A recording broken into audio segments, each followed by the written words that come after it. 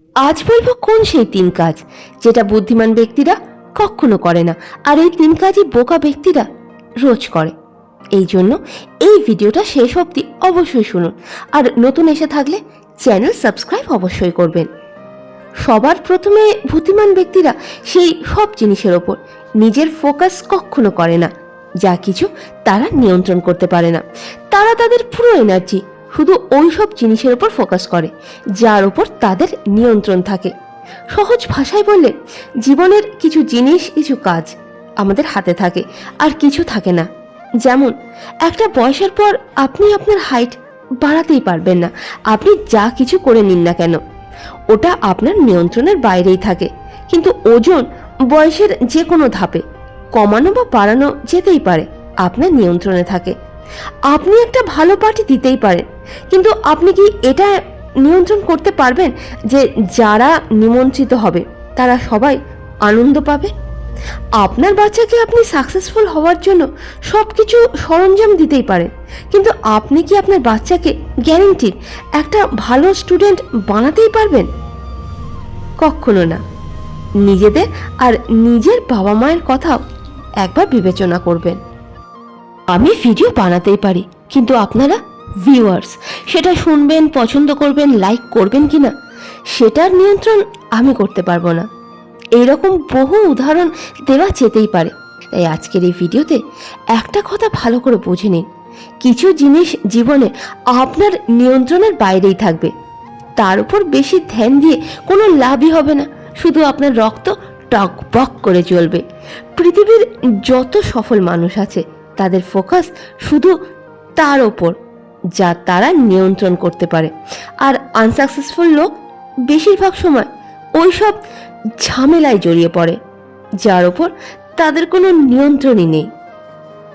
দ্বিতীয় কাজ, বুদ্ধিমান মানুষ কখনো নিজের স্বাস্থ্যকে গ্রান্টেড নেয় না, তাই তারা সেটাকে অবহেলাও করে না। আপনি যত সেলিব্রিটিদের দেখবেন সবাই তাদের জীবনে এক্সারসাইজকে জীবনের একটা অংশ করে নিয়েছে। বলিউড থেকে পলিটিশিয়ান আর বিজনেসম্যান থেকে বাবা রামদেব অবধি সবাইকে আপনি রোজ এক্সারসাইজ করতে দেখবেন, আর এর সাথে ভবিষ্যতে হওয়া সমস্যা থেকে রক্ষার স্বার্থে নিজেদের তৈরিও রাখে। তারা ভালো মতো জানে বিপদ বলে কয়ে আসে না। এখানে সাইফ আলী খানের উদাহরণ দেওয়া যেতে পারে। উনি ওনার ওপর হামলা 5 দিন পর যখন লীলাবতী হসপিটাল থেকে ডিসচার্জ পান, তখন 5 দিনে ওনার বিল হয়েছিল প্রায় 45,95,000 টাকা। আর যখন সাইফের ফ্যামিলি ইন্স্যুরেন্স কোম্পানিতে বিল অ্যাপ্রুভালে পাঠায়, তখন সবাই জানতে পারে সাইফ আলী খানের মতো করোড়পতি মানুষও নিজের হেলথ ইন্স্যুরেন্স করিয়ে রেখেছে ভবিষ্যতের জন্য। সাইফ আলী খান একটা ফিল্মের জন্য 30 কোটি নেয়, তবুও সে হেলথ ইন্স্যুরেন্সের গুরুত্ব বোঝে। আর আমাদের এখানে এমার্জেন্সি ফান্ডের নামে আমরা আমাদের রোজগারের সন্তানের মুখাপেক্ষী হয়ে থাকি। আশা করি সে যে বড় হবে আর আমাদের দেখাশুনো করবে। আচ্ছা, এর মানে কিন্তু এটা নয় যে আমি হেলথ ইন্স্যুরেন্সের পক্ষপাতী বা আপনাদের উৎসাহ দিচ্ছি হেলথ ইন্স্যুরেন্স করার জন্য। আমার উদ্দেশ্য হলো আমরা হেলথ ইন্স্যুরেন্সের খাতে কিছু টাকা রাখতেই পারি। আমার উদ্দেশ্য হলো নিজেদের স্বাস্থ্য সম্পর্কে সচেতন হন আর বিপদের জন্য নিজেকে আগে থেকে প্রস্তুত রাখুন। তৃতীয় কাজ যা ম্যাচিওরড ব্যক্তিরা কখনো করে না, সেটা হলো নিজের জীবনের রিমোট কন্ট্রোল অন্যের হাতে দেওয়া। একটা প্রশ্ন করি, যদি কেউ আপনাকে ক্রিটিসাইজ করে বা নেগেটিভ ফিডব্যাক দেয় বা নেগেটিভ কমেন্ট করে, আপনি কি সেটাকে নিজের অপমান ভেবে ছোট অনুভব করেন? সত্যি কথা বলবেন, মনের ওপর হাত দিয়ে বলুন তো মানেন, তাই না? আচ্ছা চলুন এবার তৃতীয় প্রশ্ন করছি। যখন কোনো ব্যক্তি আপনাকে রাগিয়ে দেয়, তখন আপনি কি রেগে গিয়ে এমন কিছু মন্তব্য করে ফেলেন যা পরে আপনার মনে হয় না বলা উচিত ছিল? বলুন না, আপনাকেই জিজ্ঞেস করছি। হয় না রাগে মুখ দিয়ে ভুলভাল কথা বেরিয়ে যাওয়া?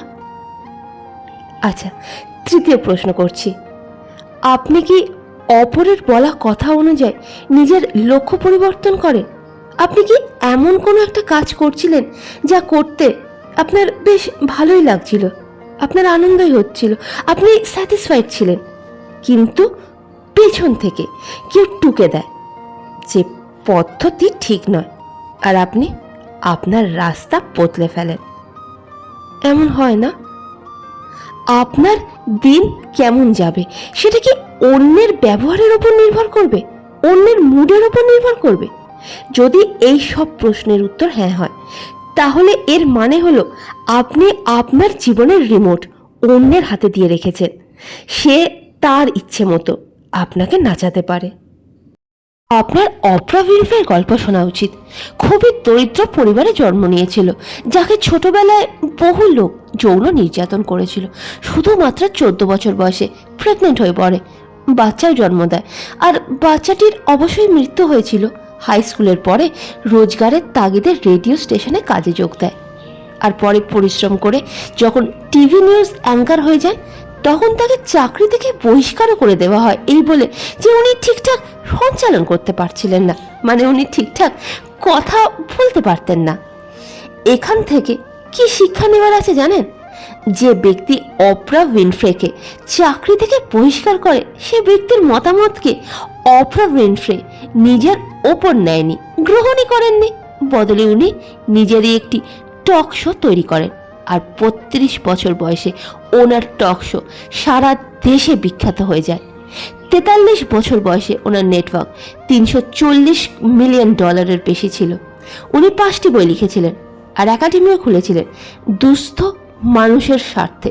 যে মহিলাকে অপমান করা হয়েছিল, ব্যঙ্গ বিদ্রুপ করা হয়েছিল, যে আলুর বস্তা দিয়ে কাপড় তৈরি করে পরে, সেই মহিলাকে একদিন টাইমস ম্যাগাজিন সংসারের সব থেকে পাওয়ারফুল ওমেনের মধ্যে একজন ডিক্লেয়ার করে।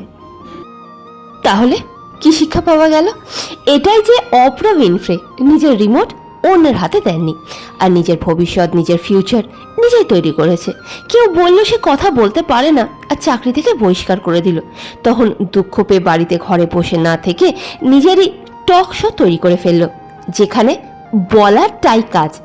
আজ দুনিয়ার বড় বড় দিগ্গজ ব্যক্তিরা ওনার টক শোতে যাওয়ার জন্য ব্যতিব্যস্ত। আজ একটা কথা ভালো করে বুঝে নিন, কারোর ওপিনিয়ন, মতামত আপনার সম্পর্কে, আপনার রিয়েলিটি, বাস্তব কখনোই হওয়া উচিত নয়। আর যেদিন আপনি এই কথাটা বুঝে যান যে অন্য কারোর ক্ষমতা নেই আপনার আবেগকে নিয়ন্ত্রণ করার, তখন আপনি আপনার আসল শক্তি অনুভব করেন, আর আপনি সব কিছু করতে পারেন। এই কথাটা মনে রাখবেন, নিজের জীবনের রিমোট অন্যের হাতে দেবেন না। কেউ ব্যঙ্গ বিদ্রুপ করলো, কেউ বাজে কথা বলল, মনে হয় একটা জবাব দিই, কিন্তু না, শান্ত থাকবেন, এক বুক ঠান্ডা শ্বাস নেবেন আর বলবেন আজ মুড বড্ড ভালো। আপনার কথার উত্তর 1 সপ্তাহ বাদে ঠিক বিকাল 5টায় দেব। যান এখান থেকে, তারপর দেখবেন আপনার নিজেরই মনে হবে বাহ, বেশ একটা ভালো কাজ করেছি তো। আর অপরপক্ষ ভেবে ভেবেই কুপকাত হয়ে যাবে যে আপনি তাকে কি বলবেন বিকেল 5টার সময়। আজকের এই ভিডিও ভালো লাগলে অবশ্যই লাইক, শেয়ার, সাবস্ক্রাইব করতে ভুলবেন না কিন্তু। ধন্যবাদ।